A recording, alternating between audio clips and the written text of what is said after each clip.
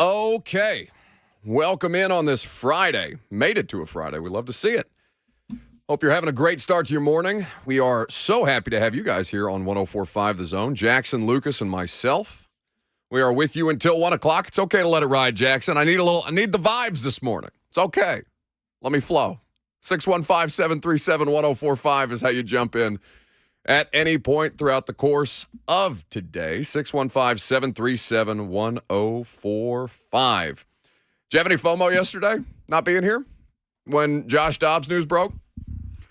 A little bit, but I needed yesterday to get my life in order. Well, I'm happy that you did. Yes. And certainly in a game against the Dallas Cowboys that had zero meaning for the Tennessee Titans, I felt as good about them as I have in a month and a half. Your boy. He may have only had, prior to last night, 17 career passing attempts. And they may have still only scored 13 points against a team that was just begging to give something away in a big spot. Like the Cowboys. The Cowboys are dying to be choking dogs. Yeah, their fan base can't feel very confident about their Super Bowl hopes right now at 12-4. That's crazy, though. They're 12. They've got 12 wins on the season. I think most fan bases generally are unrealistic, but like the Cowboys are a good football team, even if they didn't play like dominant football for 4 quarters. Well, look at our TV on First Take. More concerned about Dak interceptions or Dallas defense? You would think they lost. No, but you know what that's about. I understand, but that's been the conversation around the Cowboys in recent weeks. Not Cowboys are Super Bowl contenders, but will Dak be able to break that streak? He's never won a road playoff game. How else do you talk about winning football teams? You pick them apart. That's exactly what's happening on First Take, and that's for the purposes of engagement. Now, they literally got picked apart last night by Kevin Byard, who damn near tried to will the Titans to a win himself. Are people picking the Chiefs apart? Yes. Are people trying to find holes in Jalen Hurts' game? I'm not hearing that. Oh, my God, yes. Jalen Hurts? I'm just hearing nothing but praise. I'm hearing Jalen Hurts. Tua is a different story, and the concussion thing has complicated that significantly. But, yes, Jalen Hurts has been, there has been significant analysis of how much is it him and how much of it is what's built around him, which is the way that they keep bothering the Eagles fans. It's about the purposes. The First Take is not what we should be citing as what sets the dialogue or what sets the narrative for a football team season. Although these are relevant questions to be asked. That's true, but I just feel like the Cowboys are setting everybody up for another letdown. It feels that way right now. Well, they didn't last night in a big spot in front of a home crowd. It was all Cowboys fans in that building. But you know what? I think that Josh Dobbs showed what Malik Willis to this point has not been able to do, which is that he can be a backup quarterback in the NFL. And that's all they're looking for at this point. Did it not feel, and the audience can correct me if they feel differently, but in the press box, we were looking around at each other like, it is 6 straight losses, but this one doesn't feel as terrible as the last 5 have, because at least they showed some life on offense. Moral victories. I think it's a legitimate moral victory. They are a thing. Vrabel's never gonna go with that. Like Byard is never gonna go with that. Dobbs, even though he was clearly excited about getting an opportunity, I think Teron got a picture of him in his locker room with his first career touchdown. It was Jim. Both of them got. Yeah. I know. Anyway, it doesn't matter. It's out there. I think that watching Josh Dobbs play last night either convinced people that Malik Willis cannot be a starting quarterback for this football team at present, or at least moved those who were still kind of like, I don't know, moved them forward on their position as to, this guy can actually move the football down the field. They weren't like crazy statistically. He was 20 of 39, 232 yards. The touchdown pass, he had the bad interception that removed any chance for them to come back and win the game, which, by the way, does matter. Like, it's a bad ball. And he threw a couple interceptable passes last night. Like, he didn't play a perfect game. More so a bad decision, given the other options on the table in that play. Decision is the better way to put it. The pass was fine, and he had a couple of really nice ones on 3rd and 5. I think to Woods, the out route that Woods ran to set them up in the red zone, I think before the touchdown. That was they had energy. They had a pulse. And we'll talk about, starting quarterbacks in Jacksonville and all these different things. I want you to hear Josh Dobbs. I asked him last night right off the top. It was good to see him, by the way. I haven't seen him since he was in here. Did I tell you Thomas Edwards called the radio show yesterday after we all found out that Dobbs was starting? No, I did not see that. I was texting Thomas last night. He was on the fourth row. Yeah, he's borderline naked in the streets. Going nuts for his buddy. And for a 27-13 loss. It looked like a party out there for Josh I mean, Dobbs. I'm not going to lie. It was pretty surreal. Like, I imagine telling, there's obviously a large contingent of the Titans/Vols fans, right, that are Vols fans and Titans fans. Imagine telling any one of those at any point in the summer, oh, hey, Josh Dobbs he's going to be a Titans quarterback. He's going to start a game for the Titans. It's going to be this year, and he's going to try and get them into the postseason. I mean, you would have said, there's no way. And so at the start of the game, I had to almost kind of pinch myself. Like, Josh Dobbs is actually about to start a game for the Tennessee Titans. Hell yeah. And look, I mean, great comparatively.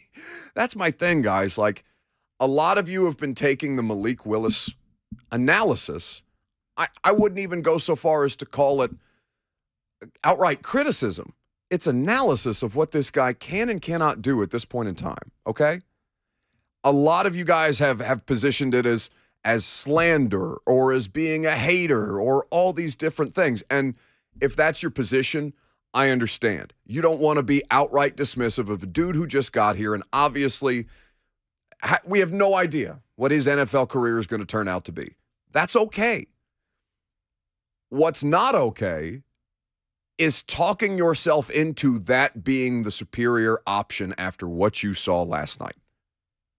Because what you saw last night actually gave your football team a chance to operate and to function with a semi-competent NFL passing game. What you saw last night was Treylon Burks back involved after he was a complete non-factor against the Texans with Malik under center. What you saw was getting the ball to playmakers. What you saw was activity from the wide receivers, Robert Wood, in ways that, I mean, even Tannehill has struggled to get those guys going. Now, obviously, Treylon being in the lineup for Dobbs last night versus the time that he's missed with Tannehill, that does matter. And Robert Woods was not great, but he, I mean, again, had a pulse and made some critical catches after they started that game early on with drops that killed them. So I think we can all kind of, take a step back, understand that Malik's situation is what it is right now, and that Josh Dobbs is the thing that gives this team the best chance to make the postseason. Because even in only scoring 13 points, they felt like they had a chance. The coaching staff felt like they had a chance. The players felt like they had a chance, and it's not felt that way in the last couple of weeks. I asked Josh Dobbs last night when he found out that he was starting, and this is what the new Titans starting quarterback had to say. So after the last game, it was Christmas Eve, and I was actually driving home, and Pat called and he said, "Hey, can you come in tomorrow, just to be prepared to play? We just want to go through the game plan. We're trying to figure out which way we're going to go, but if you're playing, I just want you to see the stuff as soon as possible." So drove home, spent Christmas morning at home, and then turned around noon, drove back up. Had a car finally, so drove back up, and then we started diving into the game plan. And then the next day, they said, "Hey, we're probably going to start you, so you're going to take all the reps throughout practice," and that's the way we went. So, like, they probably on his drive home. I mean, literally, he said on his drive home, Pat O'Hara is who he's talking about, the Titans quarterback coach, said, "Hey, bud, maybe show up a little early tomorrow at the facility. We might have to get you a little further up to speed. Before your 9th day in Nashville, we're going to start you in your first NFL career start." That's the kind of situation that they're in. It turns out they made the right decision last night. 615-737-1045. What did you like about what you saw from Josh Dobbs? Did you not find the experience as good as, it seems like the rest of us did? I can't speak for Jackson. Lucas, I feel like you and I are on the same page about this. Jackson, you're a Vols fan too. Did you get excited to see him last night? Absolutely. I was at his last career start, which was in Nissan Stadium. That's right. You had brought that up to me in the Titans radio booth that Josh Dobbs has had significant moments in Nissan Stadium before. But I think that 13 points is still 13 points is not enough, obviously. And the Cowboys, I was keeping track of this as they kind of advanced. They continued to advance. There was awful penalties. We're going to talk about those as well. That really bogged this team down, both sides of the ball. But when the Cowboys got to 24, the Titans have only scored 24 or more points 3 times this season. And so I was kind of like, whatever. Moral victories. Go get him, Dobbs. And there looked like a chance where the defense made a stop. They got the ball back. He throws the interception. And the thing's kind of over. And you're just kind of like, but they had a shot. They had a shot. So that's kind of the status of the team right now. And with all the inactives that they had, all the different star power that they were missing, and that they project to get back in Jacksonville, how much better could they theoretically be? Because it didn't look that bad last night. 615-737-1045. Jump in on the conversation as you like. You're going to hear from Mike Vrabel, and we'll talk about when the coaching staff and why the coaching staff decided to make this switch.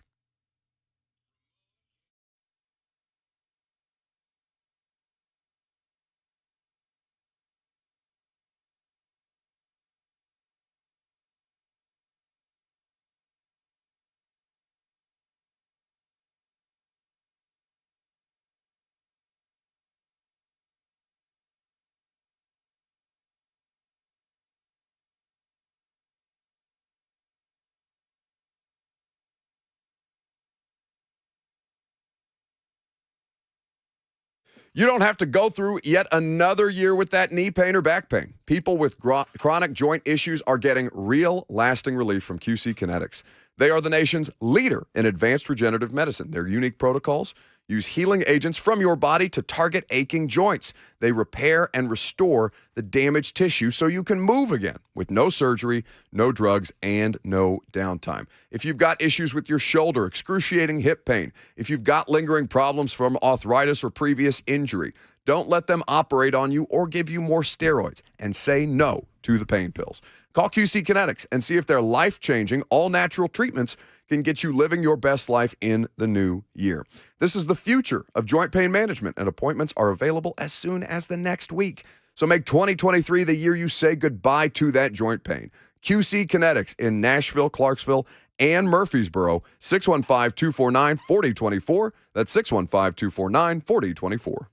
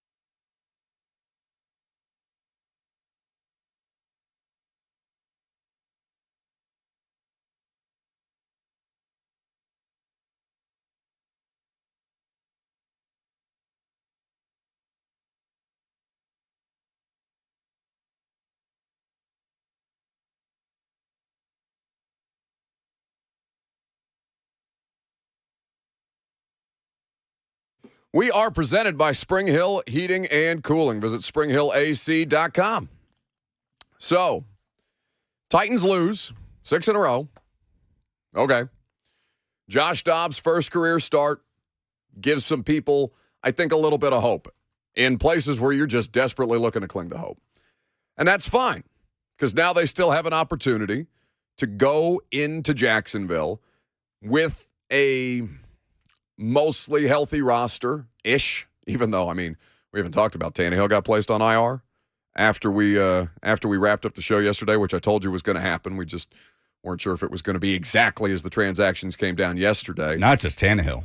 Bud Dupree, done for the year. Zach Cunningham, whose elbow has him in absolute hell this year, on IR for the second time this season. Yeah, so that's 2 IR activations that essentially got wasted this season. In Ola, who they waived, and then Zach Cunningham, who just got immediately placed back on IR.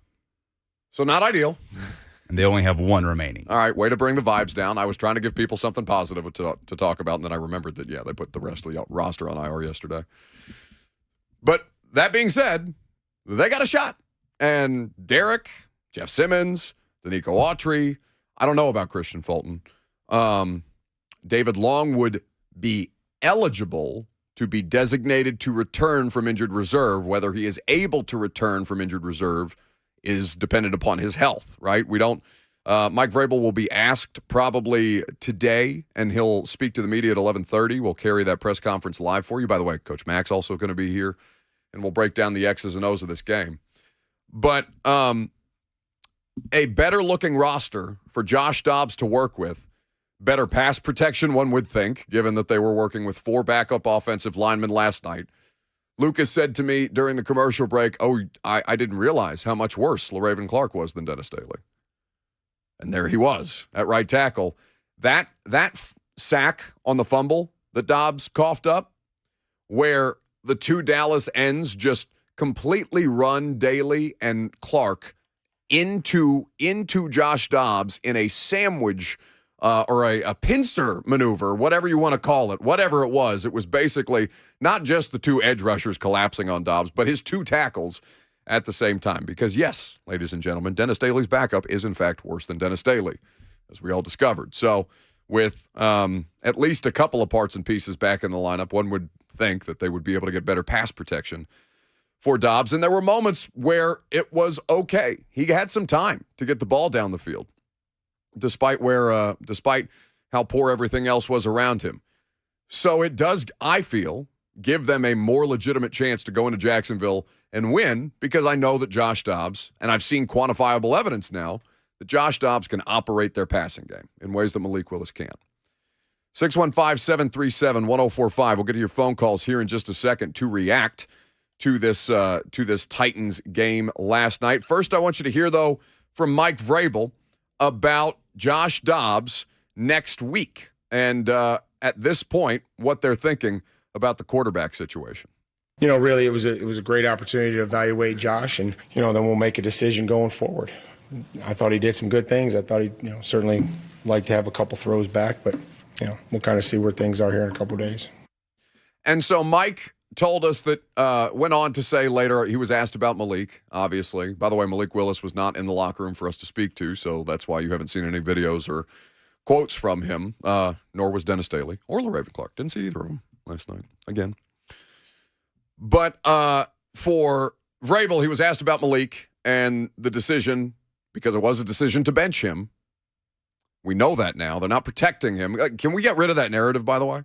That's a thing that people refuse to let go of. What? And by the way, when we found out that was likely going to be the decision before I think Mello officially reported it, and then Schefter and Pelissero and everybody ran with the Dobbs start, that we were trying to figure out in here when it happened, when I found out that it was going to happen, why they would bench Malik in this spot when we talked about this guy just needs to play, right? He just needs the reps. Or the best thing that you can do for him right now is get him the reps. But to look at that and the results afterwards, and then the information that had since come out after the fact, like people who are acting like they did last night to protect Malik Willis so that he can be healthy going into Jacksonville, you're just ignoring the facts. at this point. Malik Willis was benched. That was your first reaction, though, right? Well, trying to figure it out, yeah. Yeah, Like, that was my first reaction, and I was mystified by it. Sure. I was like, so they're resting Malik for Jacksonville, but why? sure. Why are they doing that? It's a reasonable conclusion to draw, but then after one, you see Dobbs play, and then after more reporting comes out on it, you understand, okay, the guy got benched, and that's where it is. And also, by nature of Tannehill going on IR, they needed to figure out whether they had a better option sitting behind Malik Willis, and now they know they have a better option sitting behind Malik Willis. So Vrabel, long story short, went on to say of Malik, he's working really hard. We're excited to have him. He told them both early in the week. Dobbs said Saturday is when he got the call, literally driving home from the stadium on Christmas Eve. So how much more of a decision needs to be made? That would be mystifying to me. I think last night made their decision fairly clear. Let's go to Trey in Nashville first. Hey, Trey. Hey, buddy. How you doing? Living. Dude, did you see that last night? I was there for all of it, bud. Oh, my God. That was so awesome. Hey, that's what we needed. Hey, you know what? He exposed our receiving core, dude. They can't catch, bro. Yeah, but they got it together, Trey. Woods and I knew it. Hey, Brooks Brooks had a drop that you want him to make, right? The ball a little bit behind him. Yeah. But, for the most part, he got the best out of the receivers that I've seen in a long time, no? Oh, by far. He threw more yards than Tannehill, bro. In 8 days. Maybe That's 9. what we knew. Maybe 9 by the time we got to midnight last night. Thank you for the call, Trey. Okay. Hey, buddy. Hey, have a good day. You too. If you Happy New Year. are driving around and you don't know what happened last night, you have no idea the result of the Titans-Cowboys game on Thursday Night Football, and you hear that phone call from Trey in Nashville, do you think, the Titans won last night or the Titans lost last night? You think they won. That's exactly the thought that was going through my head. That is what a moral... was awesome. That was so cool. That is what a moral victory sounds Do like. we have the Dobbs highlight back there? Do we have the Dobbs touchdown pass back there? You don't have to have it now if it's a pain for you, Jackson, but maybe coming back from I guess we got SEC Stat of the Day next, so it wouldn't necessarily make sense. Go ahead and let me hear the call. Mike Keith, Titans Radio, of Josh Dobbs' first career touchdown pass in his first career start. Dobbs has a little time, fires, gets it to Woods at the 4. Woods into the end zone. Touchdown! Titans! Joshua Dobbs takes the Titans home, and the ball game continues on. Mike liked that. Mike loved that, seeing his boy out there too. Everybody, the whole state. I tweeted at Nissan Stadium last night. I was outraged that they did not play Rocky Top after he threw that touchdown pass. It does feel like a missed opportunity. I thought that was such a missed opportunity to not have that ready. Hit the button. Instead, I don't want the fireworks. Play Rocky Top and get the life back in that building. And to your point, Lucas, about, if you heard Trey's call and thought, did they win the football game last night? The hell? It felt like that building had more energy than it has last night in a month and a half. Well, a lot of that was Cowboy fans. Well, no, I think when the Titans made plays, there was a ton of Cowboys fans there. They were overwhelming. They were, the Cowboys chants during they were loud enough to make it through what is borderline soundproof glass in the press box. They were loud, okay? And there was a fight that I tried to get on video because I knew it was going to do better than any other video I was going to take, and nobody swung. I was very disappointed. Either way, under the press box. Do better next time. Throw a punch. I'm kidding. Don't do that. I thought that Nissan Stadium felt like it had a little life. And it's been a lifeless franchise, a lifeless atmosphere for the last 5 weeks. Now, maybe it's because people in this state love that dude. And the Let's Go Dobbs chant the first time that he came out on the field, all of that was there. You understand that. Even the Alabama fans. Because there are a lot of Alabama fans that are also Titans. There's a lot of Alabama fans generally. But, it felt like everybody was coming together to kind of, all right, let's see what you got. And then he showed you that he's got a little bit of something, which is more than the last couple of weeks that we've seen. He was just processing things. It's a very baseline evaluation of what you saw from Dobbs versus what you've seen from Malik Willis. It's so important. Yeah. That processing is so important. Because the physical traits, Malik Willis can physically make all the throws. He can physically run the football. He's probably more athletic than Joshua Dobbs. Oh, I think at this stage in their career. But sure. Dobbs can just see things better. I can play quarterback. He can play quarterback. And that, like, I'm not, because, you get hit with a lot of racial dog whistle stuff when you start saying that about African-American quarterbacks. And I understand why people feel that way. Like, I totally do. All right. It's not my place to, to project those emotions, but I understand why people would have that reaction because there's a lot of that around Malik. And it started since Mentorgate, right?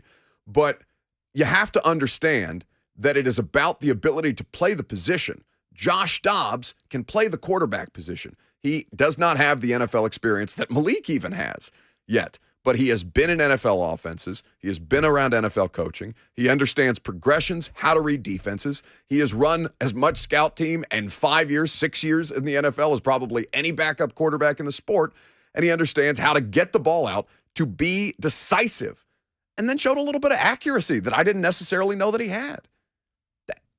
It's baseline. But that's what they need. Baseline quarterback play. Connor, calling us from Johnson City. Hey, Connor. Hey, Buck. How you guys doing? Good, buddy.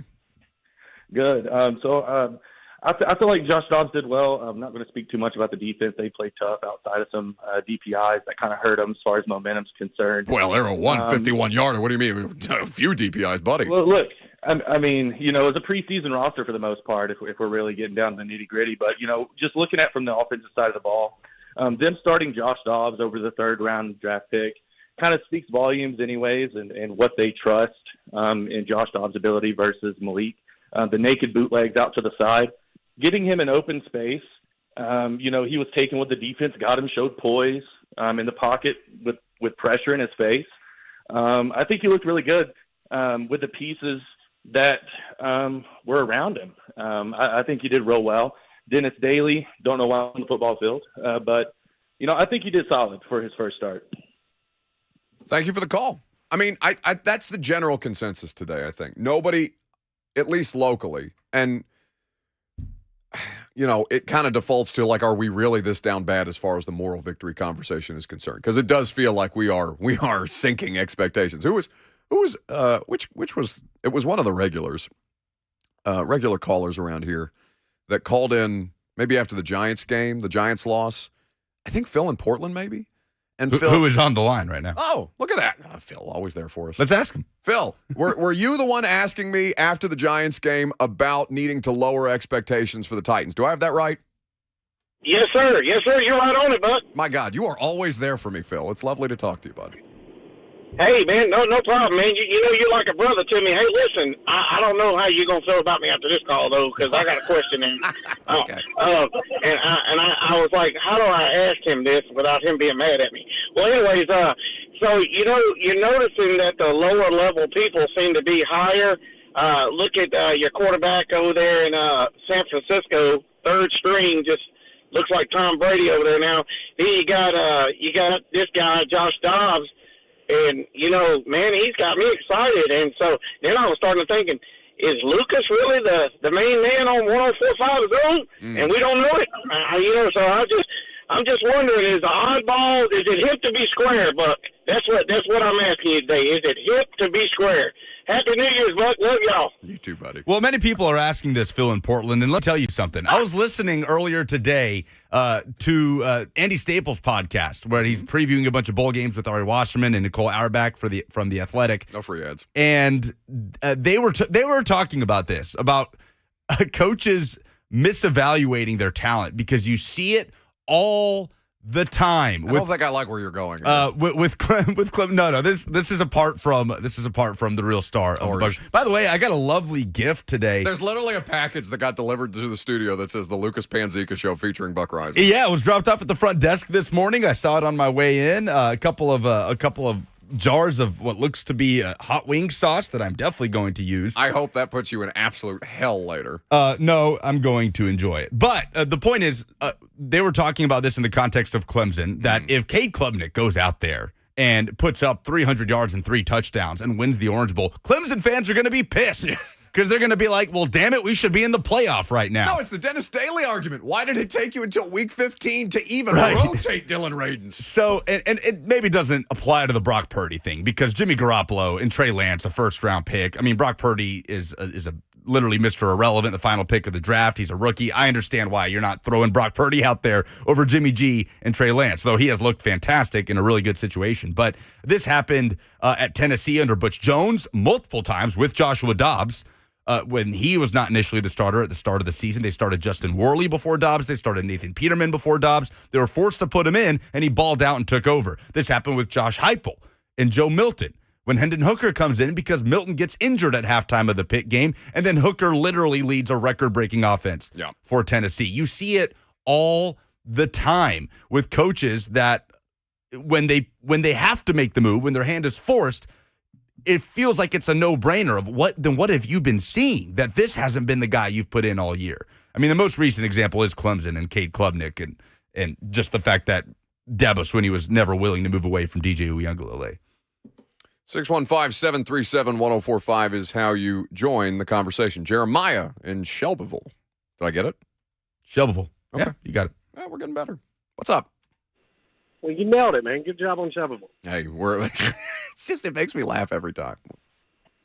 So I just want to comment on Josh Dobbs' parents, man. They would show them often on the broadcast last night, and every time I'd see them, I'd get up, start cleaning my room, start doing some homework. And I'm 40 years old, man. I understand why Josh Dobbs is a rocket scientist now. Okay, so wait, because Lucas, have you seen the television copy? I haven't watched back the television. It was copy on yet. in the Titans radio booth, so it was just on. So I saw the shots of Dobbs' parents, who I've seen a million times from when he was at Tennessee. Okay, so Jeremiah, kind of explain to us why that's the case, because I haven't seen that yet. They have such a stern look on them. There's no ounce of happiness to them. It's like he's doing what he's supposed to do.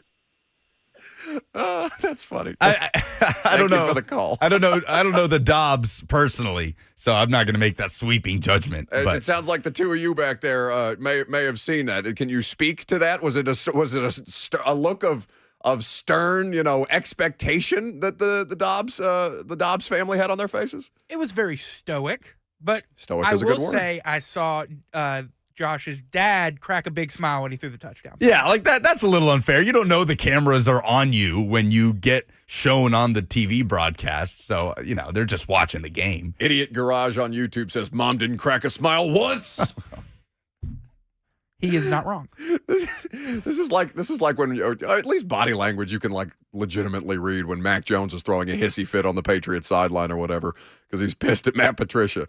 But trying to read the parents' facial expressions when mom has no idea that Amazon is going to them 17 different times on the. I have no idea. I mean, what's the total amount of time that they spent actually on camera? Like maybe 30 seconds collectively throughout the entire broadcast that they were in the frame. Come on. Put it on the poll. Who had more airtime on the Amazon broadcast last night? This show or the Dobbs family? Because we did get a little run. I was very excited about that. Shout out to Prime Video for showing us some love the last couple of Thursday night games. AG in Nashville next. Hey, AG. How y'all doing?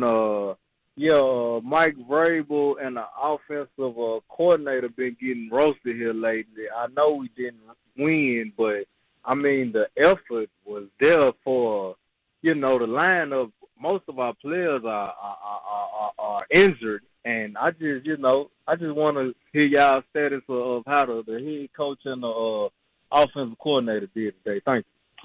Thanks for the call, AG. I've got that penciled in at 11 o'clock. Because you know what kind of bitching I didn't hear last night from Titans fans?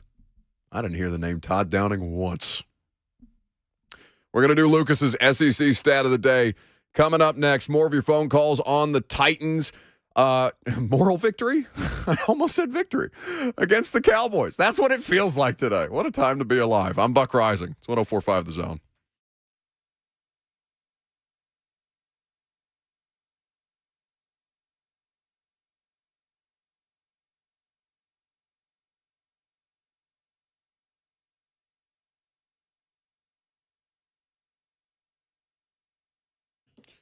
Weather's a little warmer today, but when it cools back down, you want to make sure that your HVAC system is functioning at a high level. And I've got the heating and cooling company that can take care of all of your HVAC needs. You know this. Spring Hill Heating and Cooling.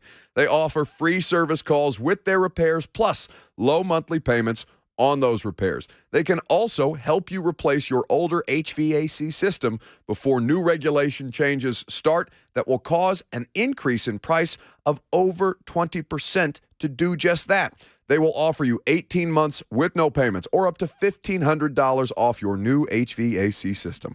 And as always, they back their work with a 10-year parts and labor warranty on York products. They are also a York Certified Comfort Expert company. Spring Hill Heating and Cooling, available anytime at springhillac.com.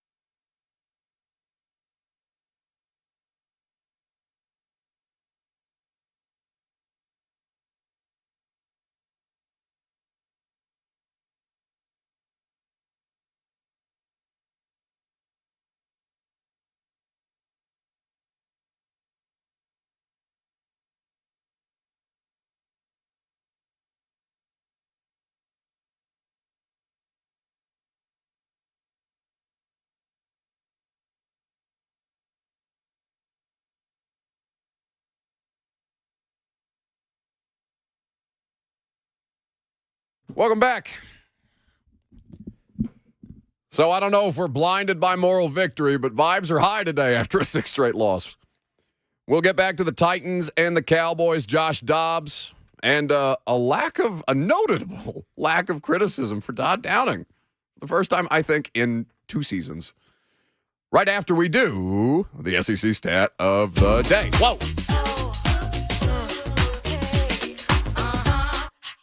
Let's talk about SEC, baby. Let's talk about the SEC. Let's talk about Nick Saban and Josh Heupel in the SEC. Let's talk about SEC, baby. Let's talk about the SEC. Let's talk about Brian Kelly and Greg Sankey in the SEC. Let's talk about SEC.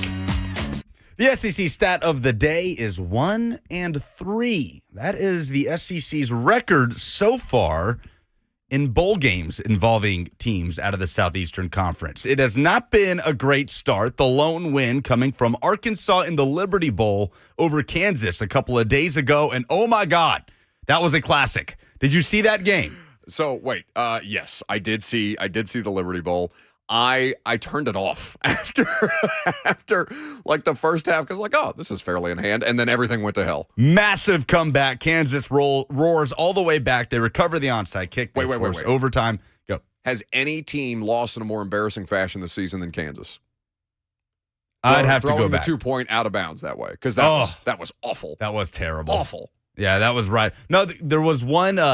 Georgia Tech had a Joe Milton moment this season where the quarterback ran out of bounds with zeros on the clock. So that's right up there with that. But yeah, Kansas loses 55-53 to Arkansas. A terrible targeting call kept Kansas alive in that game. So that game should have been over earlier than it was. But ultimately, Arkansas gets the win 7-6 under Sam Pittman. Other than that, Ole Miss, uninspiring against Texas Tech. They fall 42-25, just not able to get anything going on offense. It was kind of like the Titans, right? It was just any time something started to kind of come together, there was a turnover, a drive-killing penalty, or something like that. Well, and now Lane Kiffin is going back and forth with the Texas Tech administration because apparently there were racial slurs lobbed at one of his players as he was walking off the field, and Texas Tech is saying, no, that didn't happen. Oh, I had not seen that. Yeah, no, that's the news that I saw this morning. Well, things are really going to heat up now in the SEC bowl game slate. Obviously, tonight, Tennessee and Clemson in the Orange Bowl, and then tomorrow, Alabama and Kansas State in the Sugar Bowl. Bryce Young is playing. Will Anderson is playing. So this game, a lot more intriguing than if it was, Jalen Milroe or Ty Simpson starting at quarterback for Alabama. Those guys are going to give it one last go-round. Of course, the Music City Bowl, the much-anticipated Music City Bowl between Iowa and Kentucky, is an 11 a.m. kickoff. That game is tomorrow. But today, Notre Dame and South Carolina is an intriguing game to me. A 2:30 kickoff on ESPN, the Gator Bowl at TIAA Bank Field in Jacksonville, where the Titans will be next weekend. No SEC team involvement in the Mayo Bowl, which kicks off here in about 15 minutes between Maryland and NC State. We'll get the Mayo bath in about 3 hours right here on this TV in the Zone studio. But Tennessee Clemson tonight, the orangest Orange Bowl of all time. They've even got me wear well. It's a lot less orange than it is white today. Yeah, look at you homer, rocking the power tee. Oh, I'm a total sellout. I understand the power of the Vols fans. I am here to completely sell myself out to you. I respect you. I fear you. I want to be one of you. Well, like we talked about earlier this week, it feels like you're going to get the worst version of this Tennessee offense this season, simply because there's no Hendon Hooker, there's no Jalen Hyatt, there's no Cedric Tillman, and you're going to get one of the best versions of this Clemson offense this season because it's Cade Klubnik. And what you saw from him in the ACC championship game looked like more than enough to say he should have been the guy, if not at the start of the season, at some point during the season, at least following the Notre Dame loss where Clemson just got shellacked in South Bend. So I don't know what we're going to get tonight between Tennessee and Clemson in the Orange Bowl. The weather's going to be good. I think you're going to get a lot of offense in this game. The over-under is set at 61 at the moment. Clemson, 4.5-point favorites over Tennessee. 4.5-point favorites over Tennessee. That is an interesting line. I don't know if I would be comfortable betting that game. The bowl games make me nervous. I like them now, and I took this position yesterday with Josh Pate, your boy, to talk about the idea that, I have since turned my stance pretty significantly on bowl games because now that I actually have to pay attention to the landscape of college football as opposed to just, a few big games here or there. The idea that I can get a good sample size of what that team is going to look like in the next season in a bowl game, despite opt-outs and declarations for the draft and injury and all these other things, like I do like that. But with Tennessee, I do think it gets a little more complicated to do the evaluation on just because, one, you're accounting for the variance of the opt-outs. Two, you're accounting for the further variance of Joe Milton. And I don't know. I know I'm going to enjoy the watching experience. I don't know if Vols fans will or not. It's going to be a complete tone setter on how we talk about this team throughout the offseason. There's probably a lot of pressure on Joe Milton here. He probably knows that his performance will ultimately set the tone for what the conversation will be around him, whether it's, okay, Milton can be the guy in 2023 while you bring Nico Iamaleava along, or it's, oh, God, get Nico in there ASAP. So it's going to be really interesting with Milton. He is one of the biggest wild cards in all of the SEC in bowl mania this season. You have no idea what you're going to get from him against Clemson, but maybe that's foolish. Maybe we should know exactly what we're going to get from Joe Milton. I feel like I know what I'm going to get. Yeah, because it's what you've seen. I feel like I pretty much know what the Milton experience is. I know that I'm going to enjoy many parts of it, even the bad ones, and I know that he's going to get some things done and some things he's going to absolutely shock me, and one pass may kill a receiver if he doesn't catch it the proper way. Yeah, every sample size that we've seen, like significant sample size, has been the same thing. The only times that you've seen Milton and said, okay, you know what? It looks like he's developing in that way. He's getting more air under these deep balls. That's been in late game situations, garbage time against Missouri when he has a 60-yard bomb to Squirrel White, or against UT Martin or whatever it might be. And then he comes in against Vanderbilt. He connects with Jalen Hyatt on his first deep ball of the day. And then after that, it's overthrow after overthrow after overthrow. And that was a game where Tennessee dominated in the run game. They didn't really need to throw the ball. It was raining. It's at Vanderbilt Stadium. It's a blowout win for the Vols. So this game, it's a much better Clemson defensive front. I don't think Tennessee's certainly not going to be able to run the ball with the success that they did against Vanderbilt. Clemson's missing some guys up front, but still going to be a stout front to run into. They're going to have to throw the football. And it's going to be guys Milton has played with this year, and Squirrel White and Ramel Keaton and Brew McCoy. But we'll see what we're going to get from Joe Milton and what that means for the offseason discussion around Tennessee football. That's the SEC stat of the day. Orange Bowl tonight. I assume we're carrying it on the air? Yeah, 5 p.m. Vol Network coverage will start, so 3HL will be 2 hours instead of 3 today. Bob Kessling and the crew will pick it up at 5. It is a 7 o'clock kickoff between number 6 Tennessee and number 7 Clemson. Oh, good. I've always said that 3HL works too hard, so I'm glad they're getting an hour off. They are. They're getting an hour off. So 2 SEC games today with Tennessee and Clemson tonight, and then Notre Dame and South Carolina this afternoon. I did have a good time. Brent and Kayla and I did the Lee Company Countdown to Kickoff last night. And I obviously love doing it with Blaine and Mickey, but I don't ever get to work with Brent or Kayla, so it was a good time. Yeah, they'll be talking about this game. I bet South Carolina fans will be able to, if they beat Notre Dame, today has the potential to be just one of the best days in recent history for South Carolina, because if they beat Notre Dame in the Gator Bowl, they can just kick their feet up and watch the Orange Bowl as 2 teams that they knocked out of the playoff battle each other. 2 rivals that they knocked out of the playoff. That's got to be a pretty satisfying feeling. 615-737-1045. Join the conversation. We're going to pivot back into the Tennessee Titans because the lines are lit up with people wanting to talk about Josh Dobbs and how much better he can theoretically make this Titans offense. Now, the question becomes, was the Titans offense better because of Josh Dobbs, or was there significantly different approach to the way that Todd Downing called that game because Derrick Henry wasn't on the field? It's a question that many people ask. Many people are saying this. We're gonna discuss this coming up next. Josh Dobbs down to Florida and maybe suit up for Tennessee against Clemson and then just stay there and go to Jacksonville? We sure can't because I just threw it to break.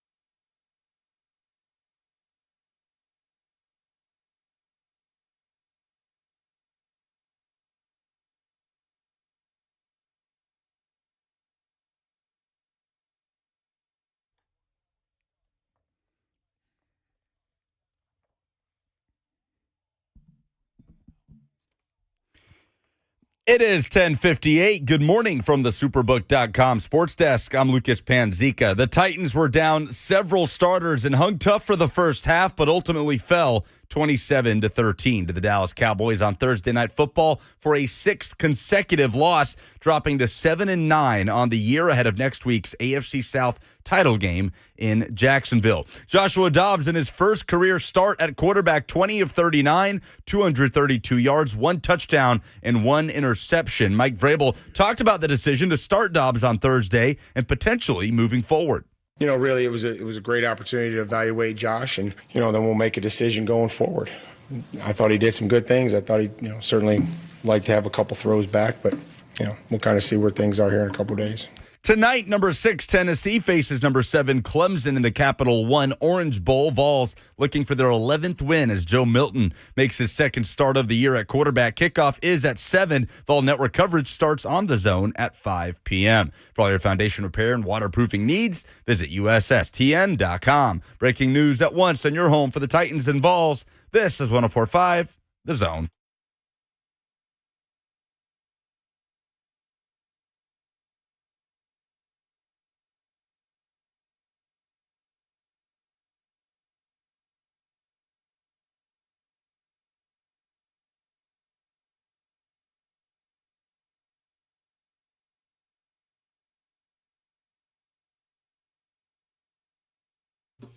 Second down on this Friday.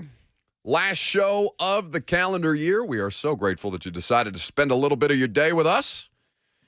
You can join the conversation. A bunch of people back here. We got Brett, we got Jackson, we got Lucas. And then you're stuck with me till 1 o'clock. 615-737-1045 is how you do it. Mac is going to be here. That's Coach Dave McGinnis of Titans Radio. Just about 20 minutes from now, and then in 30 minutes from now, you will hear Mike Vrabel at the podium after he's had the opportunity to watch last night's tape.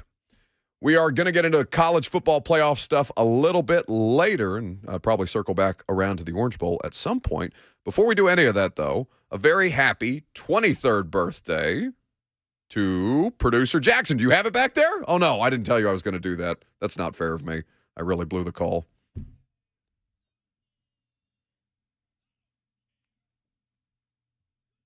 That's thinking on your feet, bud. Happy birthday. Happy birthday, Jackson. Thanks, boys. So, you know who it feels like it's a birthday for? It's a little bit of a celebration. Everybody, because the Mayo Bowl is about to kick off. Oh, my God. We can see grown men dousing themselves in gallons and gallons of mayo. The word on the street is if Maryland wins, there will be Old Bay seasoning in the mayo. Oh, that sounds like it would it's almost like when they pop champagne bottles in like a championship locker room and you got to wear the goggles because your eyes are going to burn. Yeah. Feel like mayo is probably not great for your eyes anyway. I would do a drive-by with a French fry and just dip. Oh, so you also dip your French fries in mayonnaise? Sure. Far superior to ketchup, yes? It depends. I mean, I think with some type of seasoning in it, mayonnaise mixed with ketchup is good. Yeah. It's the fancy sauce from Step Brothers. Ketchup, wildly overrated. Regardless, Titans don't win, but it kind of feels like they did a little bit. I don't know. It's as good as I've felt about a loss in quite some time. I feel like many of you feel the same way. But there is questions about the situation for the Titans offense last night. And I said this earlier, I don't think I heard a shred of criticism for offensive coordinator Todd Downing yesterday. I don't think that's happened to me in 2 years. I did last night on Titans Talkback. Oh, did you get some calls? I got one. Play calling was good, so it was definitely Tim Kelly. We got one of those on Titans Talkback. Just the one. Yeah. Tim Kelly must have had the headset for the touchdown drive, of course, as is always the case. But the lack of criticism for Todd Downing last night was curious to me because, I thought the offense looked good, but also because they threw the ball 39 times last night. They don't ever do that. Now, it's not like the rushing attempts were absent. They were getting precious little done on the ground. Collectively, they almost had 100 yards. Between Dobbs making some plays or trying to, you had, of course, a big chunk play by Traylon Burks on a reverse. Hassan Haskins was really struggling, and honestly, it's a testament to Derrick Henry that he's been able to get anything done behind the mess that Hassan Haskins was trying to run behind last night. But the question now becomes, okay, were they passing more? Were they a more efficient passing game? Did they look like an NFL offense last night because Derrick wasn't on the field? I can't make a case for the Tennessee Titans as a football team being better without Derrick Henry right now. Derrick is obviously still a very, very special player.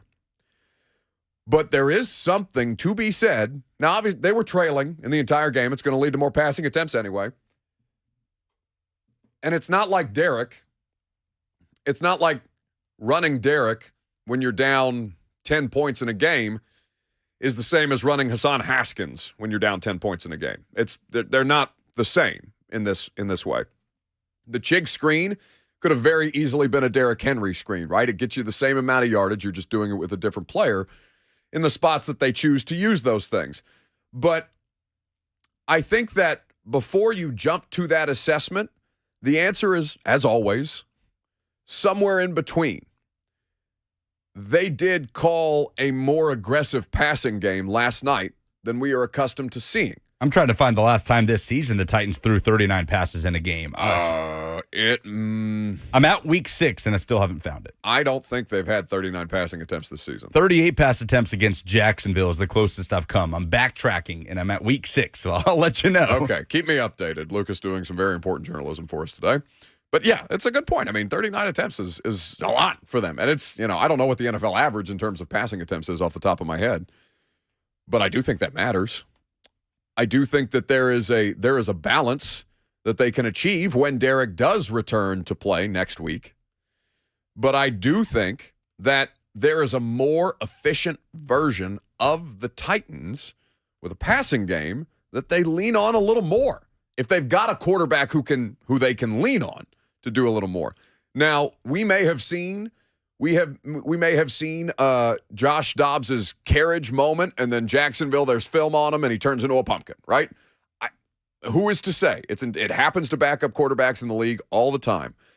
There's not a ton of film on him, but now Jacksonville is going to know what they're going to try and do with Dobbs, what worked well for Dobbs, what didn't work well for Dobbs, and how they can try and exploit it. It is a season high in pass attempts for the Titans. That's wild. 39. That's wild. Because Rocky on YouTube says, Buck, I think you're reaching. Man, I'm just responding to the questions that I got last night. I'm willing to have the conversation because I do think it's a curious one. And like I said, I'm not actively advocating for Derrick or the position that Derrick Henry is somehow handcuffing the Titans offense, but I do think that they feel a certain dependency with Derrick that they need to be willing to break free from a little more, just a tad. I'm not asking for a wholesale change, nor should you be. They know, and we all know, that Derrick Henry is a special player. That Derrick Henry, despite the fumble situation, gives you the greatest advantage of every player offensively on that field, absent Treylon Burks. And Derrick is a more consistent producer than Treylon Burks. He's also more available, but you understand why Derrick is ineffective when they don't have legitimate passing options. I think that Dobbs, without Derrick, forced them to be more proactive with their passing attack than they have been willing to let even Tannehill be. And I think that's a good change. I think that can be something that they can apply. I mean, Tannehill's obviously done for the year, but by the way, I think there's a better chance of Ryan Tannehill being your quarterback in 2023 than ever there has been at any given point this season, given how poorly Malik Willis has performed. And by the way, in plenty of opportunities for Malik Willis to show more than he has been able to do thus far. There's Josh Dobbs. That's why these kind of things are happening. And I think that if they needed the moment that they had last night to kind of look around and say, okay, we can get a little bit more done here. They still ran the ball 24 times. And 24 times is like Derrick gets 24 carries. And Derrick is always a volume runner, right? They split it up. It was 12 for Haskins, 4 for Ward, who got carries in garbage time. Chestnut got in there, but wasn't able to do much with his 4 attempts. He averaged negative 0.3 rushing yards. Yeah, but that hasn't been the norm for Derrick all year. There's been plenty of games this year where Derrick has 21, 17, 18 carries. We've talked about it. Yeah, but look at the efficiency numbers in those lower carry games, because there are games where Derrick will have 17 carries, but he's averaging like 9 yards an attempt. You know what I'm saying? Like the Chiefs game is one that comes to mind that way. That's not like a like a umbrella policy. It doesn't apply to every 17 carry performance that he's had. There's been some questionable usage about Derek, right? Early, maybe about a month ago, I would say, when they looked like they were taking it a little easier on him. In Cincinnati, 17 carries, 38 yards. I think that was the last time that we legitimately talked about why aren't they using Derek. Yeah, in Philly, 11 carries, 30 yards. That was a blowout. In Jacksonville, 17 carries, 121 yards. The game got away from them, turnovers, and they're down 2 scores in the third quarter. But there's been several games this season where he has had 20 or less carries, which has not been the norm for Derrick Henry. 615-737-1045 is how you join our conversation. Let's go to Daniel in Nashville up next. Hey, Daniel. Hey, Buck. Something related to this season as well as next year. I guess we're starting to see Vrabel kind of take a little more control, all over control of the roster. He put Dupree, Cunningham, and Tannehill all on IR. Now, I know some of those are real injuries, but also, I think I read right. It's like $45 million in cap space you could clear if those dudes don't get hurt and you can cut them before June 1st. I wanted to get your thoughts on that. I don't know the exact number, but yeah, you can clear a ton of money. I mean, you can clear a ton of money this offseason. It's gonna look like a significantly better roster. So, like the Tannehill number, what I think he's still in the 30s next year as a cap. Yeah, you would, and dead cap is about 18. You would save approximately $18 million by cutting Tannehill. But is the $18 million that you would save worth it if you don't know who your quarterback is? Yeah. That's the question that you have to ask yourselves, and that they are going to make a determination on. At some point. But yeah, I mean, whether it's Dupree, who we've likely seen as a Titan for the last time, I saw it, and I want to give proper credit because the tweet was really, really good. Also, Coach Mack just called me. Maybe text Mack, see if he needs something in particular. But I think that so Wes on Broadway, I believe, is the name of the Twitter account, and he was tweeting some numbers about Bud Dupree. You have Vic Beasley and Jadeveon Clowney, and the amount of money that the Titans spent on those guys for a total of 7 sacks. It's upwards of $55 million that they paid out to those 3 players in guaranteed money that they have gotten precious little production out of. He finished with his second season with the Titans, of course, dealing with significant injury, 35 tackles total, 7 sacks, 8 tackles for loss, had a couple of fumble recoveries in there. He does help you when he's available, but he's not been available, and they can save $9.35 million in cap just by cutting Bud. Zach Cunningham is another one we've likely seen in a Titans jersey for the last time. So, theoretically, you could keep Lawan and Tannehill and still get your cap right.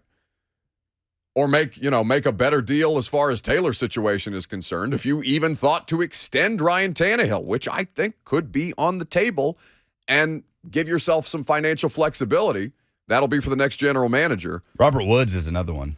Robert Woods can, and he played better last night, but Robert Woods can. Well, he got it right at some point, but in the first half, a drop and the slip. Yeah. You just can't have that. No, he's got to go from your veteran receiver. Either way, we'll have an entire offseason to discuss at length the moves that the Titans need to make or don't need to make. 615-737-1045. Joe is in Nashville up next. Hey, Joe. Gentlemen, how y'all doing? Swell. Man, I need you to get your investigative skills out, man. I need you to find out what Dennis Daly has on Mike Vrabel.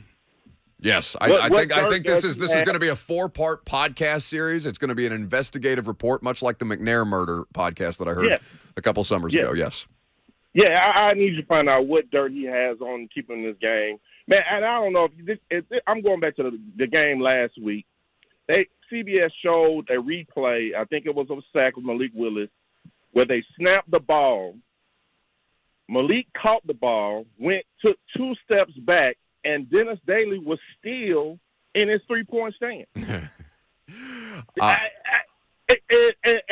then last night, the 4th down. Two false starts on 4th down. 2. My thing is, how are the coaching staff, and I've never paid attention to offensive line play more than I have these last 5-6 weeks. Yeah, no kidding. And how are these coaches, after reviewing the tape week after 5 or 6 or maybe more weeks of this guy playing and just say, hey, man, this guy can't play.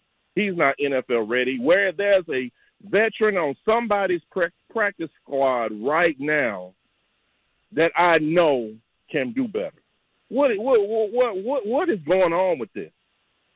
Thanks for the call, Joe. I appreciate it, buddy. 615-737-1045 is how you join the conversation. So, here's the thing. They are out of bodies. Yeah, there's nobody on this roster. Well, and it's not, but I will say that Zach Johnson, this other North Dakota State offensive lineman that they signed, he did go in at left tackle last night, a practice squad elevation. Yeah, the 83rd player to appear for the Titans. They got up to 85. No, they're at 86. 86? Jimmy Wyatt. Jimmy has them at 86. Who would that fourth player have been? Because Peavy, Johnson, and Dobbs. There's a corner in there. Okay. The corner that got hurt, who he had a hamstring injury, and then I got a bunch of who memes after I tweeted out his name. I can't remember his name. Oh, was it Harris? Harris is yes, I think Harris. I don't know. I'll have to check my email for the transactions because these dudes, they rotate them in and out every day. But here's the thing. You'll notice that since John Robinson has gotten fired, Dennis Daly and LaRaven Clark are still on the roster, even as we all know, everybody knows that those are not professional offensive linemen at this time. They're really, really hard to find in Week 17. We're going to talk about this game with Coach Dave McGinnis. Mike Vrabel also going to speak to the media. More of your phone calls on the Titans and the Cowboys. Josh Dobbs' first start coming up next.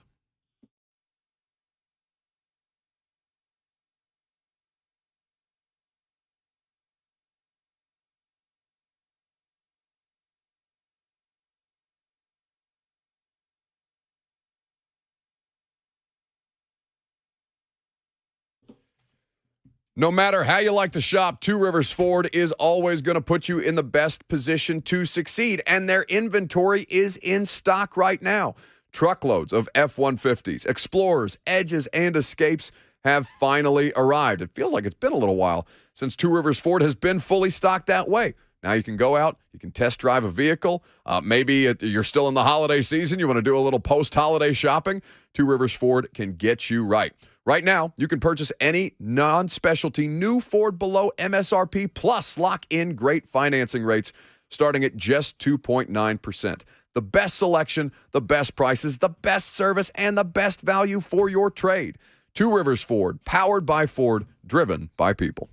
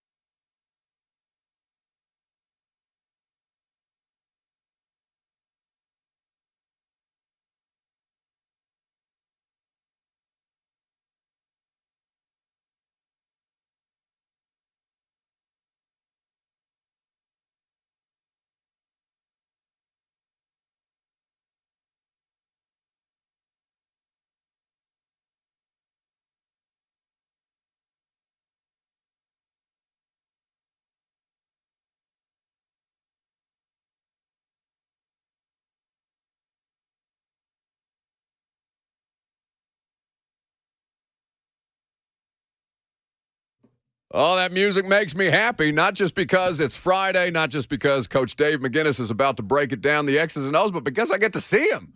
I mean, I see Mac every week in the booth, but you're never in here when we do the studio hits anymore, and it always makes me happy to see you, buddy. What's up? Well, I mean, go ahead and pop that one on for him, Jackson, so I can hear him as well as see him. Jack, there we go, Jackson. Did you keep punching buttons back there, brother? You'll get it. You'll get it. Got to play better, got to coach better, team.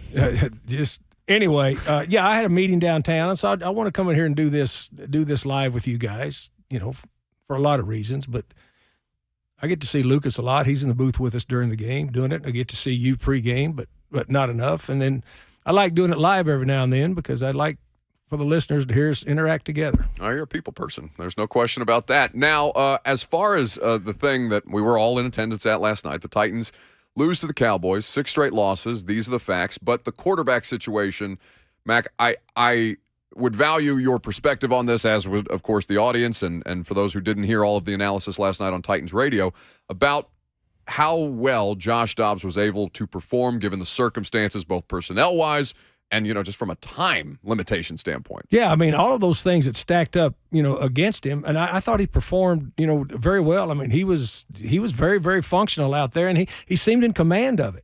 I mean, he wasn't overwhelmed with it. Now, and the thing that I, when I talked to all the national people yesterday before the game, and they were asking, about, I said the one thing about it, because they brought up, no starts, 39 snaps, and I said, well, he's been in the league for 6 years. And you, as a backup quarterback, you stay around because you get it. And teams don't just keep you there because they like you. I mean, they like what you bring, and they like what you bring in the locker room. They like what you bring at practice, and they also like what you bring, also knowledge-wise, because, I mean, he's a smart guy. And he I thought he was really good. And there was some energy. There was a lot of energy out there. Now, was it enough? No. And the bottom line in this league, regardless, I mean, look, the injuries, and that's all I talked about with the national people yesterday before the ball game, was the amount of injuries, and they were just, really incredulous. I don't know how these guys are doing it. He said, I really don't, most of them would say, I just don't know how they're doing it, especially when I dropped that, 22 of the 53 they had available were on crazy their practice squad or other teams' practice squad at the beginning of the year. So, I mean, I've never seen it. It was not even like this the year before because you didn't lose entire groups. We've lost entire groups of offensive line. We've lost entire groups of defensive line. And, last year, Buck, we never lost our quarterback. We lost Derrick Henry for 9 games. You never lost your quarterback. So it's just the way the National Football League works. Anyway, I thought Josh Dobbs, asserted himself very, very well. Coach, there's some plays that he would clearly, and then I said it on the broadcast, the one bootleg that he ran where he, just throw it away, just get rid of it, just live to play another day. And the one that he, the one that he threw into and over and under coverage, just throw it away. But overall, I mean, you could see some life out there and some flow in the game, and you had a throwing game that was threatening people, and that's a big help. The idea of sequencing play calling, Mac, is something that I think, the general football fan may not necessarily think about or understand, but was there a sense that they were able to accomplish that better with him under center than they have been with Malik, or really, I mean, with the different things that have bogged them down, be it penalties in the last couple of weeks, penalties again last night? Did it feel like they were better able to sequence their offensive plays? Well, they were still limited because of, as you said, I mean, you've seen him. You saw him when he came here. He's only been here, for so long. But I thought they had a rhythm and a flow to it. And the thing that helps you in sequencing play calling offensively is success with downs. That's what helps you, because if you and they did it some last night too. They put themselves behind the chains, and you could see those series where they put themselves behind the chains. Then there is no sequencing to it. Yeah. Then you're trying to double up to catch up. But when they were able to move the chains, and the other thing was, they got 3 explosive plays last night that flipped the field and made a difference. And they got turnovers. So all of those things led into what you're talking about, sequencing plays, because you've had some success and you're able to put defenses in a little bit of a bind. When you're behind the chains all the time and you can't throw it, defenses are not in a bind. I've called defenses in this league for a long time. If I know that you're on your left foot the whole time and that all you can do is throw it or all you can do is run it, I've got the advantage. All right. Last night, the Cowboys didn't have that advantage. Coach Dave McGinnis is here with us. Coach Dave McGinnis of Titans Radio is here with us, presented by Farm Bureau Health Plans. Let Farm Bureau Health Plans coach you through it. They've been protecting Tennesseans for 75 years. Talking Titans and Cowboys after last night's result with our main man, Mac. I think that as we look at the situation, Mac, defensively, they had some moments where they were able to get some pressure. Kevin Byard was obviously, doing everything humanly possible, as he always does, to try and will them to a win. Like KB, when you have a player like that who is actively agitating to play in a game where precious few other starters are, for obvious reasons, because that was not a game that mattered for playoff implications. But like when he continues to bring that fight, that energy, and the trickle-down effect that causes, how important is it to have that kind of guy in your locker room as a head coach? Well, you got to have dudes. And he's one of them. You got to have them. And there were a lot of them that were not able to play because of injury. He was healthy, and he knew how important it was for him to be out there. And so absolutely, it was big. I thought the run defense was excellent. Yeah. They played really, really good run defense yesterday, which was a big plus. I thought the two linebackers, Gibby and Rice did a great job. Key and diagnose, I cut my teeth on linebackers a long time ago. Key and diagnose, tackling, they were really good. Really good. And so, basically the problem is as it always is when you've got one or two special receivers and you can't get pressure a lot, then, CeeDee Lamb has been a problem for everybody. What did he go over 100 catches last night? But he didn't have 100 catches last night. He had 90 leading up to it. So it's not like he hasn't done this to everybody. But you give a guy like that time to maneuver on you. But I thought defensively they fought. They put everything they had into it out there. They really did. And that whole squad did. Look, I get to do radio now. I love doing it. But at my heart, I'm still an NFL coach. And I would have been proud of my team if they did what they did last night on a national stage with a huge, huge personnel disadvantage. And you got the sense from that, at least in the limited time that we had with Mike Vrabel last night, like at the podium, it felt like different, even though the result has been the same in the last couple of weeks, Mac. He just felt like it seemed like Mike saw more on what they would be able to do, the good that they were able to produce on the field, and stuff that they can build on heading into a critical game with the division on the line and the playoffs on the line in Jacksonville next week. Yeah, and look, they did not win the football game, but also, I was at practice. You were at practice every day. They can't practice. They can't practice at speed because they don't have enough healthy bodies to. So this was all done with a quarterback that's been here for 8 or 9 days in walkthrough, basically. So there's a lot of things, circumstances leading up to this that made last night's performance even more, at least giving you something to build on, because this week is everything. This week is everything. You go into every season wanting to win your division. Well, here it is. And now, let's get our dudes back and throw it all out there and see what happens. And, I've had I had people leaving the stadium last night, stop me and say, Coach Mack, when you're on the radio, please talk about the officiating. Officiating, they didn't lose the game because of officiating. But the thing that bothers me and what I said on the air, that crew or any crew, they're not making calls against your team on purpose. That's not what it is. The thing that bothers me is the inconsistency. The inconsistency on the quarterback hit, that was very inconsistent. And then the inconsistency on the pass interference. The pass interference that gave him 51 yards, that was pass interference. But it was pass interference on Traylon Burks too on the other side of the field on the takeoff. The inconsistency is what bothers me. It's not the calls, and they got a job to do making calls, but that crew particularly has a high number of penalties called every game. And I've studied officiating crews for 39 years. The ones that have the higher instance of calls are the most inconsistent, because that's how you get that number of calls. And we saw it last night. The officiating did not lose that game for the Titans. And, people wanted to do that, even leaving, coming up, raising their hand and saying, Mac, speak for all of us on the radio. And I am, but I'm telling you the truth. The inconsistency in the administration is what bothers me. Well, and that's been Mike Vrabel's thing all year long, and as a part of the competition committee, he consistently brings up the inconsistency of the calls. And yes, it did feel a bit lopsided last night because you talk about the roughing the passer penalty that was called on Dak, that was not called on Dobbs. You talk about the pass interference down the field, and obviously you don't want a 51-yard penalty that sets up a touchdown for the opposing team. But again, so that's fascinating to me, though, Mac, that the crews that have the higher rate of penalty are also the most inconsistent. But I guess that would make sense just because they're throwing more flags and there's more opportunity for that inconsistency. Well, there you go. And that's it. And so when you're throwing more flags, I mean, it's just you don't have a good baseline to work from.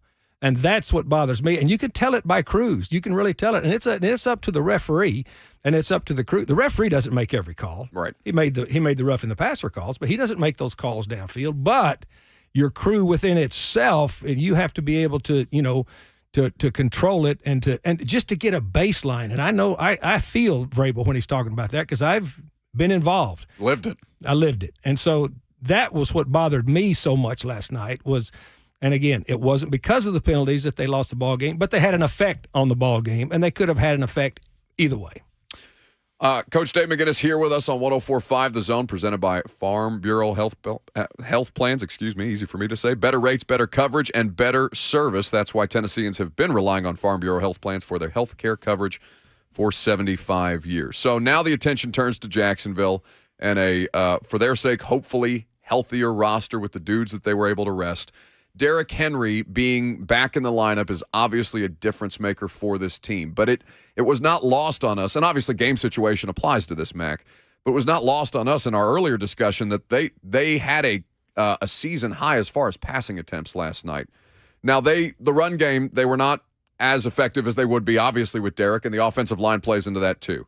But I wonder what your thoughts on that were, because it did feel like there was a more efficient level of the passing game than we have seen in previous weeks. That was the balance. I mean, and I've been, I've not just that I've been saying it. I mean, you can, if you've been around this league, you understand an offense has to have balance to threaten a defense.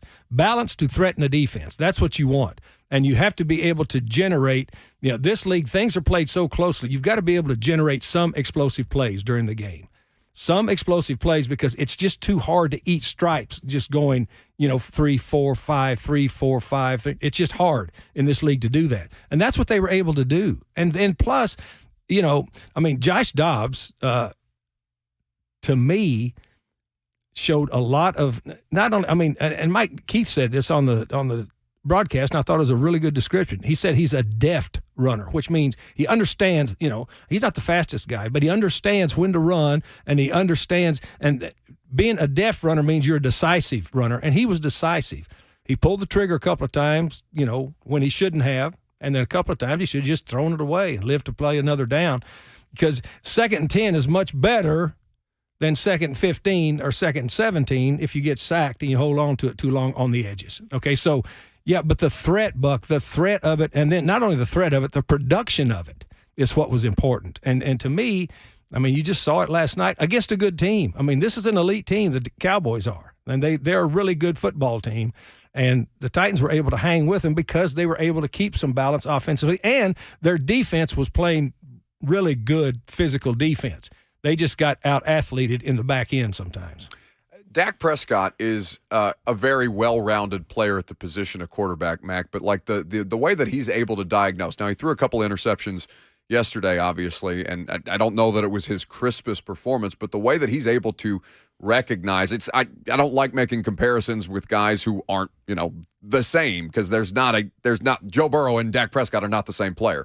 But I do think that ability to isolate and then eliminate is something that always really impresses me when I watch both of those players play. Well, he's been around. He's been around and he's been doing it a while. Been doing it longer than Joe Burrow. Where Joe Burrow is so deadly, and again, we don't care about him right now, but we do because you brought his name up. He's so accurate. Yeah. He's incredibly accurate. Now, Dak Prescott always throughout his career has had interception issues because he trusts his arm a lot. I think he's got 14 this year, and he dialed up a couple more last night that guys made nice plays on. He now leads the league in interceptions. There he does. And so right there, but that's been his MO basically since he's been playing because he trusts his arm so much. He trusts his arm. And then when you've got an elite receiver like C.D. Lamb that you're able to get it to, the touchdown he threw to Schwartz in the back of the end zone, the tight end, that's a great catch. That's a great catch. And unfortunately, we lost another player, on that play. Andrew Adams. But to me, the thing about it is the Titans defense, even though they were playing, without a lot of guys, but the guys that were playing were really wanting to play.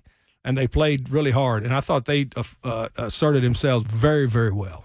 So, Coach Dave McGinnis here with us of Titans Radio, talking Titans and Cowboys based off last night's result. I think that there's always a natural kind of reaction for fans to kind of look at a situation like Malik and Dobbs and go to extremes, where that's not obviously something that coaching staffs do. The Titans still need Malik Willis as their backup quarterback. But I think, Mac, if you could articulate that for people to understand, because I think people look at that as like, at least some of the people that I've been having conversations with about this, or that I got questions about after the game and leading up to the show today, is, are they just done with the Malik Willis experiment, quote unquote? No, they're not. I mean, absolutely not. But they made a decision, and I thought it was a really intelligent decision to do that this week, because they got to see. They've seen Josh Dobbs in the league, but they've never seen him. That's first start, right? Yeah. So they need to see what he could do. Well, I think they liked what they saw. There's still much more you can get, but by no means does that mean that Malik Willis is forgotten about at all. Malik Willis really, Buck, coming into, you and I talked about this clear back in, April when he came in here, after the draft.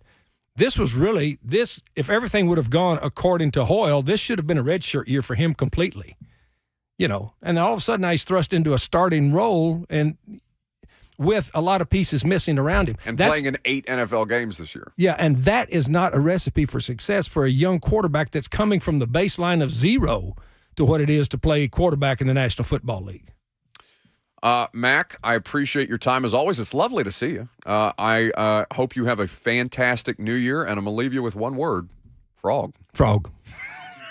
Frog. I see you're wearing the orange tee today, and that's. I sold out, man. I sold out hard. You're wearing the orange tee, and I like that.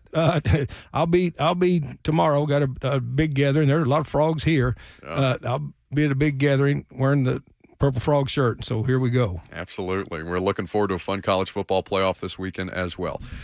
We will get into more of the Titans and the Cowboys. We'll talk more about Josh Dobbs. You'll hear some from Mike Vrabel, who was at the podium a couple of minutes ago. We'll get back to your phone calls. 615-737-1045.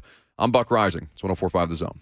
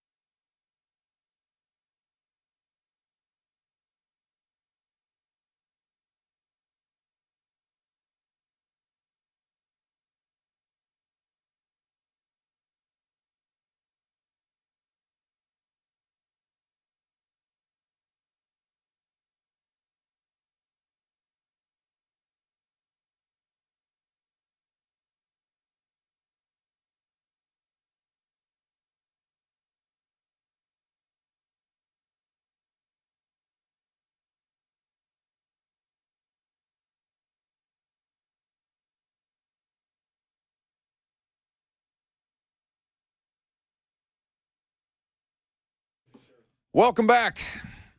Laine Higgins of the Wall Street Journal is going to join us here in just a second. She does exceptional work covering college sports for them, and obviously it's a big college sports weekend. Get to your phone calls in the meantime, 615-737-1045. Matt in Smyrna is up next. What's up, Matt? Hey, Matt. Oh, Jackson's on the phone. Sorry, Matt. Let's kill the music so I can hear him, Jackson. I know you're trying to hustle back there. Oh. So 1 second, Matt. That's okay. It's okay. Jackson's doing a lot back there. What's up, buddy? Oh. Hey, I'm just talking about the Titans. I don't look at, what they're doing this year. Injuries play a key. But it's also, their philosophy of football is wrong. And it's all wrong. And it starts with the coaching. Everybody likes Mike Vrabel, but the problem is he has been out-coached more than he's out-coached someone. And I understand, especially this year, he gets a pass because of the injuries. But moving forward, even if you had all of your players, you're still going to have trouble beating the likes of Buffalo, of KC, of Cincinnati, Miami. So you're regressing. So if you're going to start over, then start over. You get your quarterback, build your offensive line, get some receivers, get a defense, and move that way, and you can sell that to your fans. But we're going to insert everybody in the next man up, your fan base is going to get upset. That's all I had to say. Thanks for the call. Look at Matt hitting the music just on time. We appreciate it, buddy. We'll get back to some Titan stuff in the meantime. Laine Higgins of the Wall Street Journal has been gracious enough to take some time out of what I am sure is a very, very busy schedule right now to talk about the college football playoff. Laine joins us now here on 104.5 The Zone. Good morning. Good morning. Thanks so much for having me. Absolutely. So Laine, obviously you've covered a great many storylines throughout the course of the college football season, but now that we arrive at the college football playoff, what is the most interesting storyline to you from a journalistic standpoint? Oh, wow, that's tough. You just dived right into it. It's hard to pick one storyline over any. I mean, something that I think I'm interested in watching is just, can TCU be a proof of concept for a team that maybe outplays its recruiting level, and can you actually win games at this level? And I think it's going to be instructive just because this is, one of the last times that we're getting a 4-team playoff, and when we expand to 12, we're probably going to see a little bit bigger gaps between, say, Team 5 and Team 12 when they're playing each other. So I'm curious about that, just to see how that kind of stacks up. And, this is not to say TCU is a bad team. I mean, clearly their record proves otherwise. But I'm also, very curious to see what Ohio State's run game looks like against Georgia.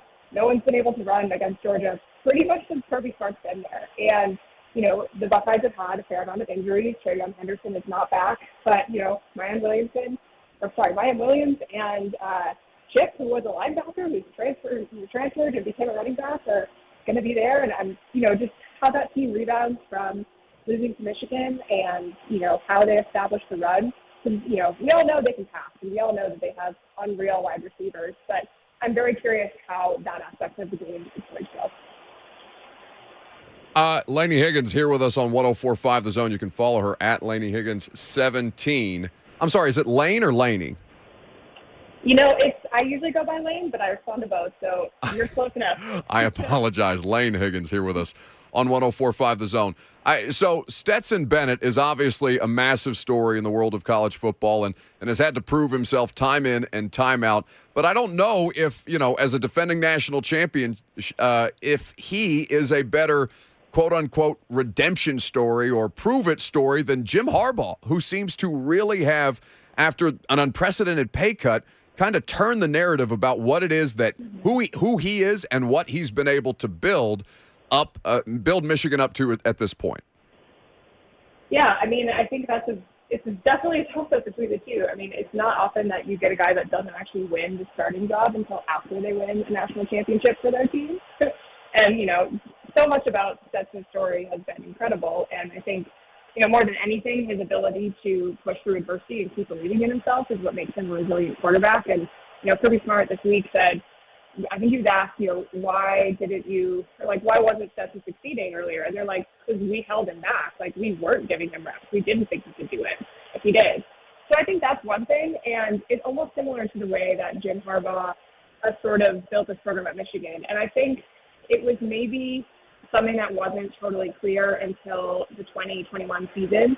But, the mess that Jim Harbaugh inherited, it's long-standing, because when you think about college football teams and how long it takes to build a roster, when Rich Rodriguez came in the mid-2000s, he was flipping it to a spread offense, which is a totally foreign concept. It was very new in college football at the time, and definitely was anti-ethos of Michigan in the Big Ten, ground and pound type game.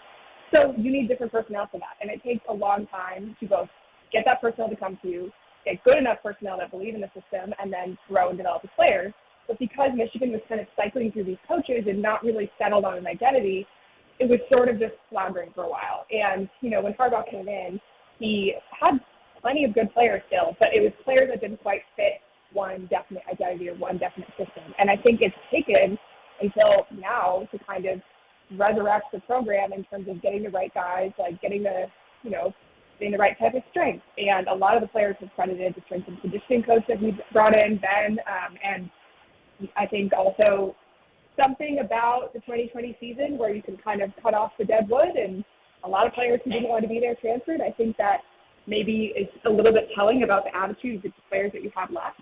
And in some ways, it's similar to Stetson in that these players, even though they had nothing to go on when they had a 2-4 season, they still believe that they could be better, and that with the right work they would be. And I think that, there's some nice parallel lines there going between Harbaugh and Stetson. Although Harbaugh has had a much longer proven track record of success. Stetson is as great as he was an academic star in college or in high school. He was not an athletic star the same way that Jim Harbaugh was. Laine Higgins here with us on 104.5 The Zone. You can follow her coverage of the college football playoff at Laine Higgins 17 on Twitter, and read all of her fantastic work at the Wall Street Journal, WSJ.com. Laine, enjoy the football, and we really appreciate all the great work that you've done throughout the course of the season, and look forward to continuing to follow along. Great. Thanks so much for having me. It was a great time. It's Laine Higgins of the Wall Street Journal with us on 104.5 The Zone. There's such good information. I really wish she had a better phone line. I wanted to keep this. She's got such good info if you read this woman. And I have a Wall Street Journal subscription, and I didn't know that they really did sports until I started reading Laine. I'm like, oh, my God, this is incredible. The amount of access that she's able to get and the insight and information. So, maybe go buy a Wall Street Journal subscription and we'll get her a better phone line. It feels like we're headed towards a Georgia-Michigan national championship. I know. Coach Mack we were talking to him during the break, and he's got concerns about facing that Michigan offensive line. It's the best offensive line in the country, literally. Joe Moore Award-winning offensive line. TCU hasn't seen anything close to that. So a shootout would probably benefit TCU. And on the flip side, shootout would probably benefit Ohio State. But talent-wise, those teams are actually compatible. Ohio State and Georgia, yet Georgia still feels like a heavy favorite in this game. Pate said something interesting, and this is removed from the college football playoff, but Pate said something interesting about Ohio State not having its bleep together on NIL stuff and Ryan Day being unhappy because of it. Like they're getting kind of run laps around them because of that situation. Ohio State is just a generally interesting storyline to follow this coming college football offseason. I know we're not there yet. There are college football playoff games that need to be played in a championship, obviously. But I am fascinated by everything Ohio State right now, because my biggest criticism of them was, what the hell are you doing, Ryan Day, against Michigan? Let your athletes win. Ryan Day's in a weird spot right now in that if they don't win the national championship, the narrative will be overwhelmingly negative around him. If they lose to Georgia, it'll be, well, we just backed into the playoff anyway. We didn't deserve to be there. If they beat Georgia and then lose to Michigan in the national championship game, it would probably be even worse. So Ryan Day is in a spot where it is boom or bust. You win the national championship, or there will be immense pressure on you from the fan base going into next season. 615-737-1045 is how you join the discussion in the final hour of the show. You're going to hear from head coach Mike Vrabel, who just met with the media. We are also going to talk about the Titans starting quarterback situation heading into Jacksonville and why there is no disputing that it should be one Astro Dobbs. I'm Buck Rising. It's 104.5 The Zone.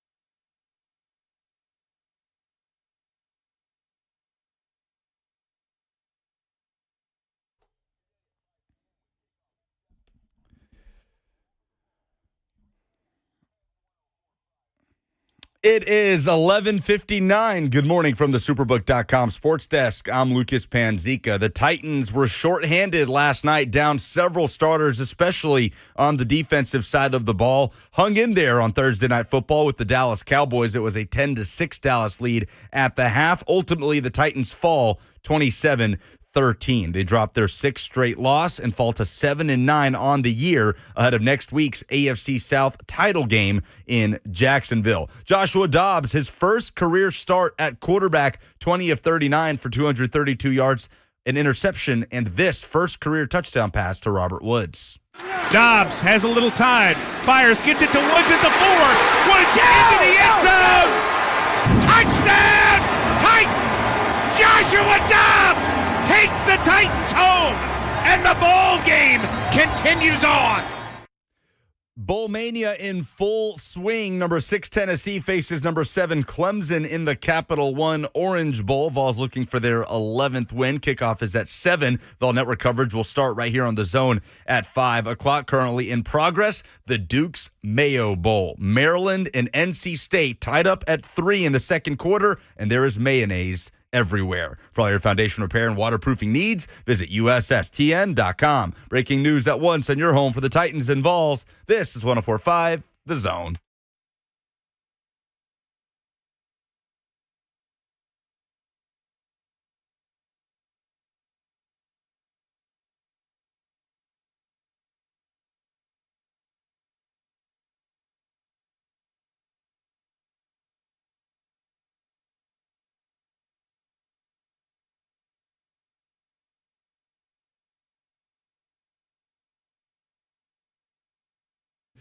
Final hour. What's happening? Happy Friday. Happy New Year. If I don't talk to you before then, well, I won't, because this is the last show of the new year. 615-737-1045. We are very happy to have you guys here, Jackson, Lucas, and myself. Before we turn things over to Blaine and Mickey, 3HL on after that. All of us reacting to the Titans and the Cowboys last night, specifically Josh Dobbs. If there was any question, and in fact, we put this to a poll, at Buck Rising on Twitter is where you can vote on the polls. Is there any argument for Malik Willis to start in Jacksonville after what you watched last night? Lucas, what are some of the results that we are seeing at Buck Rising? Because I'm curious. I understand, and I said this earlier in the show, but maybe you didn't hear it. That's okay. If you are somebody who is vigorously defending Malik Willis, I don't blame you. If you are somebody who is, frustrated by the idea that they didn't play him last night because what this guy needs is live game reps, and he didn't get them, he lost them. He got benched for a dude who got here 8 days ago. And by the way, that dude who got here 8 days ago gave them a better chance to win a football game. Malik Willis had enough opportunities to keep the starting job and did not capitalize on them. So when I asked the question on Twitter, it's not to be a jerk. It's not to be sarcastic. It's not any of this stuff. I'm legitimately curious what people are saying, because I swear to God, it almost feels like I'm dealing with Marcus Mariota stands again and Malik, where there is a segment of Titans fandom that just will not acknowledge the difficulties that this guy displays on the field because they like him. And there's nothing wrong with that, except if you're trying to do legitimate analysis about what benefits your football team most, which quarterback benefits your football team most.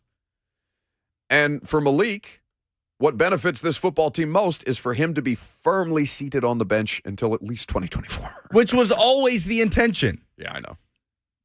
And it changed. So is there anybody making the case at this point? 87% say no, there is no argument for Malik Willis starting in Jacksonville. 13% say yes. But those are the 13. And I'm speaking to a much smaller swath of people that are... Yeah, about 1,000 votes. So you understand the percentages. I think for the most part, you can't get anybody to agree on anything. You cannot get unanimous agreement on anything in today's society. Politically, sports-wise, diet-wise, whatever. It doesn't matter. There's no 100% agreement on anything. Like, is mayonnaise good?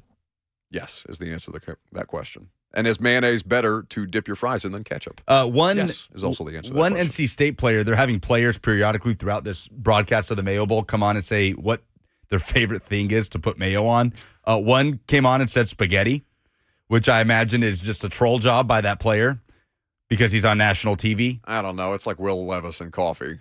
Yeah, but that's just for attention, right? Like Will Levis doesn't actually put mayo in his coffee. Your hatred for that man makes me laugh. But is mayonnaise, I'm going to put it on the poll, is mayonnaise the most polarizing condiment? Okay. At Buck Rising is where you can vote on it. In the meantime, I love how the call screen just says under one incoherent, which almost makes me want to take it more, but I won't do that given our past or our recent segment with difficulty on phone lines. Maybe not yet. Let's go to John in Mount Juliet up next. Hey, John. Hey, how's it going, Buck? Great, buddy. Hey, my question is so we've seen Josh Dobbs has been on the team for now a week or whatever, and he goes out there on prime time and throws the ball 39 times and completes 20 of them. But when you have Ryan Tannehill throughout the whole year, he hasn't even had the chance to throw the ball that many times. Why aren't we giving him just as many chances as we give a quarterback that's been on our team a week? That just doesn't make a lot of sense to me because when I look back at the stats,